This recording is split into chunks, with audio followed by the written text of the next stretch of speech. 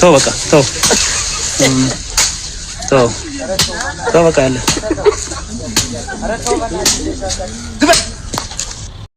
ያየሁትን ነገር ማመን ያቃተኝ ወላሂ። ኢትዮጵያ ውስጥ ብዙ አይነት አሰቃቂ ነገሮችን አይቻለሁ፣ ግን እንደዚህ በዚህ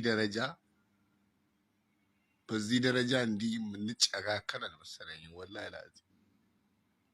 ብዙ መገዳደሎችን፣ ብዙ መቆሳሰሎችን፣ ብዙ መበላላቶችን አይቻለሁ፣ ግን በዚህ ደረጃ የሰው ልጅ እንዲህ ይደረጋል ብዬ አስቤ አላቅም ነበር።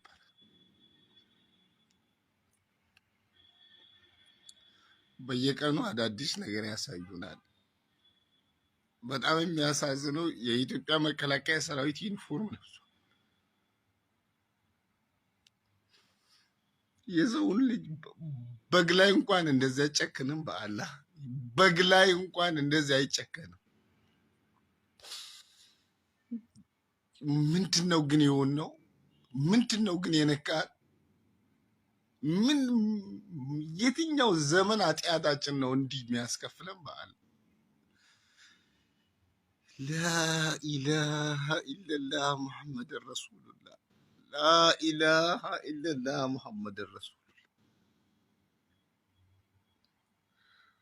አይሲስ ምን ስላደረገ ነበረ እንደዛ ያለቀስ ነው? በአላህ ዛሬ ማልቀስ የተዛለንስ ለምንድን ነው?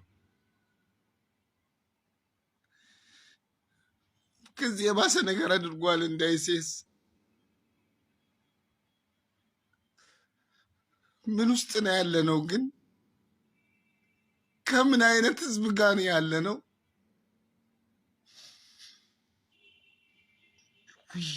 ዊ ዊ ዊ ዊ ዊ لا حول ولا قوة إلا بالله. إنا لله وإنا إليه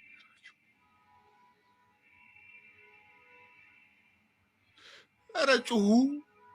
ኧረ ጩሁ ዝም የሚያስብል አይደለም ይሄ።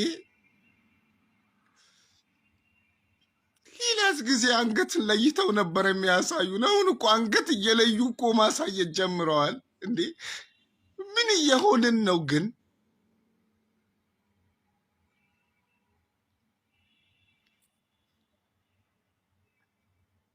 አይሰማም?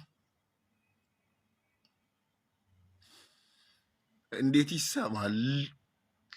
ሰውነቴም ደንዝዟል፣ ድምፄም ደንዝዟል።